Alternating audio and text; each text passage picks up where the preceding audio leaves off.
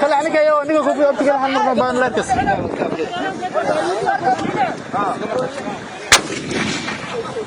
duqeymo ayaa weli ku socda kooxda shabaab oo maalmihii u dambeeyay dhufeysyo ugu jirta deegaanka Califool dheere ee gobolka Shabeellada Dhexe.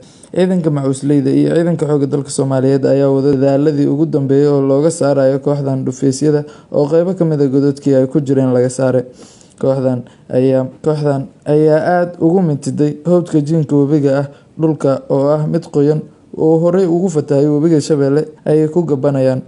Maamulka degmada Jalaaqsi iyo ciidanka macuusleyda Koonfurta Hiiraan ayaa ka wada deegaanka Califool dheere dadaalo lagu dhabar jebinayo kooxdaas. Sidoo kale duqeymaha dhanka cirka ayaan ka marnayn dagaalka oo ku socda deegaanka Califool dheere. Ku dhawaad 7 ayuu ka socdaa dagaalkan deegaanka Califool dheere. Kooxdaas ayaa weli